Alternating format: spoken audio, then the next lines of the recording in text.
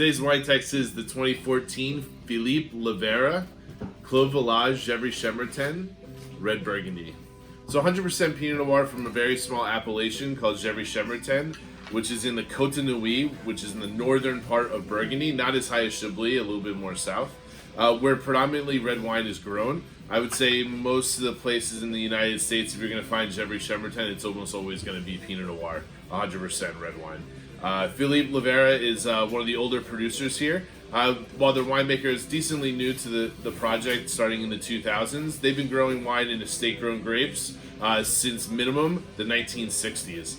The Clos Village is one of their special bottlings, one of their higher-end styles, that they use minimum 70-year-old vines to make this wine. Everything's hand-picked, hand-sorted for the best quality grapes. It's complete sustainable farming, so there's no herbicides. They use natural yeast on the vineyards. Really kind of organic style winemaking skills being used here.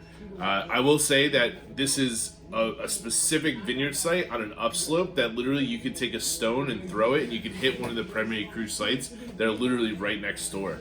What does that mean? These are some of the best vineyards and the best soils that you can get in Gevry Chambertin, but since the AOC laws haven't made it a cru, they can't actually call it a cru vineyard, while it still kind of has a lot of the same amenities to make the wine.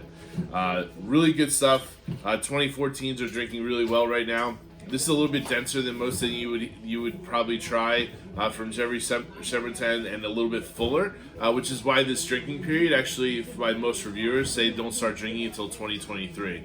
Me personally, I think you could definitely drink this. Pinot Noir is pretty approachable while young. I think a little bit of decant, a little bit of air allow it to open up, but not saying that the acidity level is low and the wine's not kind of dark fruited. This wine is easily able to last the next 20, 30 years without a problem. So really cool value in a region that literally, to get wine of this quality, you got to pay that $50, $60, $70 price point, if not more. Especially with this kind of semi-cru style wine, the quality here really over delivers for the price point, even on the SRP. So yeah, really cool wine. Super small production, only about 650 cases made. I think you guys will really like it. Enjoy.